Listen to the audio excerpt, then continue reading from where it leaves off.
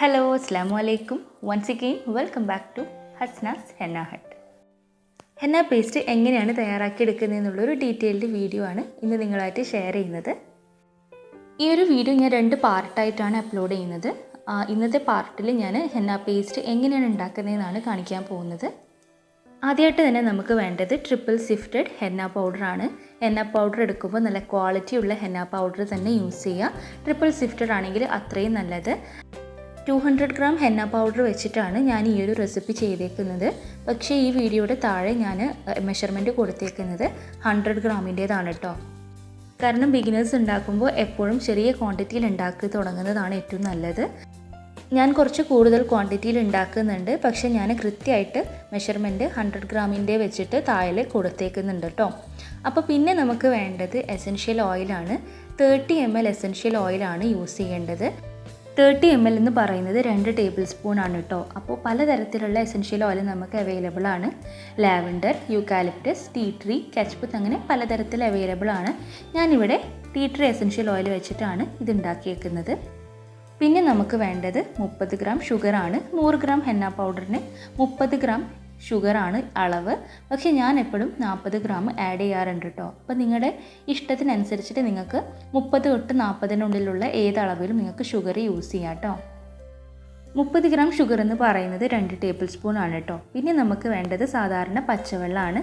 ഞാനിവിടെ 1 കപ്പ് വെള്ളമാണ് 100 gram henna പൗഡറിന് ഉപയോഗിക്കാറ്. 240 ml ആണ് അളവ് പറയുമ്പോൾ. ഇതേപോലൊരു മെഷറിംഗ് കപ്പ് ഉണ്ടെങ്കിൽ 1 കപ്പ്, ഈ 1 കപ്പാണ് നമുക്ക് എടുക്കേണ്ടത്.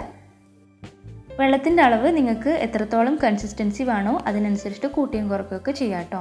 അപ്പോൾ നമുക്ക് ഹെന്ന പൗഡറിലേക്ക് പഞ്ചസാര ഇട്ട് കൊടുക്കാം. എന്നിട്ട് അതിനുശേഷം നമുക്കിതിലേക്ക് 2 ടേബിൾ സ്പൂൺ എസൻഷ്യൽ ഓയിൽ അളന്നിട്ട് ചേർത്ത് കൊടുക്കാം. ഞാനിവിടെ 200 ഗ്രാം ഹെന്ന പൗഡർ എടുത്തത് കാരണം ഇതിലേക്ക് 4 ടേബിൾ സ്പൂൺ എസൻഷ്യൽ ഓയിലാണ് ചേർത്ത് കൊടുക്കുന്നത് കേട്ടോ. നിങ്ങൾ 100 ഗ്രാം ഹെന്ന പൗഡർ എടുക്കുന്ന സമയത്ത് 2 ടേബിൾ സ്പൂൺ എസൻഷ്യൽ ഓയിൽ ചേർത്ത് കൊടുത്താൽ മതി. കുറച്ചായിട്ട് ഇനി വെള്ളം ഒഴിച്ച് മിക്സ് ചെയ്ത് കൊടുക്കാം. എല്ലാം കൂടി ഒരുമിച്ച് ഒഴിക്കരുത്, കാരണം എല്ലാ ഹെന്ന പൗഡറിനും ഒരേ കപ്പാസിറ്റി ആയിരിക്കില്ല വെള്ളം വലിച്ചെടുക്കേണ്ടത്. അപ്പോൾ അതുകൊണ്ട് കുറച്ചായിട്ട് ഒഴിച്ചിട്ട് മിക്സ് ചെയ്തെടുക്കാം. നിങ്ങൾക്ക് ഇഷ്ടമുള്ളൊരു കൺസിസ്റ്റൻസി എത്തുന്നത് വരെ വെള്ളം ഒഴിച്ച് കൊടുക്കാം. 240 ml ആണ് കേട്ടോ 100 ഗ്രാമിന് ഞാൻ ഒഴിക്കാറ്. അപ്പോൾ നിങ്ങൾക്ക് അത് ഫോളോ ചെയ്യുന്നുണ്ടെങ്കിൽ അത് ഫോളോ ചെയ്യാം. ഈ ഒരു സമയത്ത് നമ്മുടെ ഹെന്ന പീസിൽ ഒരുപാട് ലംസൊക്കെ ഉണ്ടാവും. അതിപ്പോൾ തന്നെ ഉടക്കാൻ നിൽക്കണമെന്നില്ല. ഇനി നമ്മൾ ഈ ഒരു ഹെന്ന പേസ്റ്റ് 8 തൊട്ട് 24 മണിക്കൂർ വരെ റെസ്റ്റ് ചെയ്യാൻ വെക്കുന്നുണ്ട്. ആ ഒരു സമയം ആകുമ്പോഴേക്ക് ഇതിൻ്റെ ലംസൊക്കെ ഉടഞ്ഞിട്ട് നല്ല സ്മൂത്ത് ആയിക്കോളും.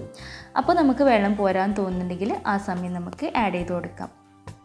ഈ റെസ്റ്റ് ചെയ്യാൻ വെക്കുന്ന പ്രോസസ്സിന് ഡയറി റൈസ് എന്നാണ് പറയാറ്.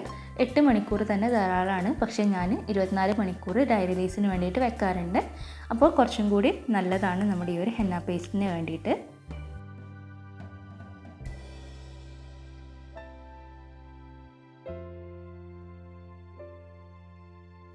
ഒരു ക്ലിംഗ് റാപ്പ് വെച്ചിട്ട് നമുക്ക് ഈ ഒരു ഹെന്ന പേസ്റ്റ് കവർ ചെയ്ത് കൊടുക്കാം.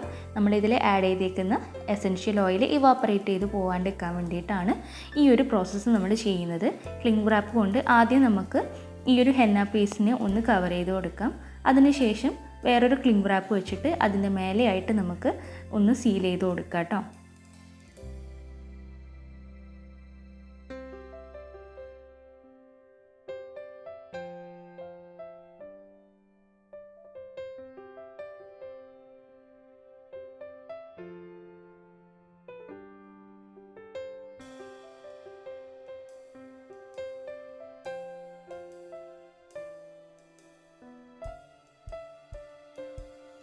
ഇനി ഇതൊരു 24 മണിക്കൂർ റൂം ടെമ്പറേച്ചറിൽ ഡയറി റിലീസിന് വേണ്ടിയിട്ട് വെക്കാം. അതിനുശേഷം നമുക്ക് നോക്കാം കേട്ടോ.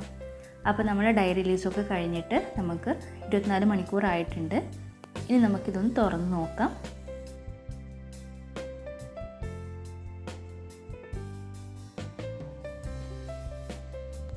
നമ്മുടെ ഹെന്ന പേസ്റ്റ് ഡയറി റിലീസൊക്കെ കഴിഞ്ഞ് മേലെ നല്ല ബ്രൗണിഷ് കളറും ഉള്ളിൽ നല്ല ഗ്രീനിഷ് കളറും ആയിട്ട് വന്നിട്ടുണ്ട്. അതിനർത്ഥം ഡയറി റിലീസ് നടന്നു എന്നാണ്.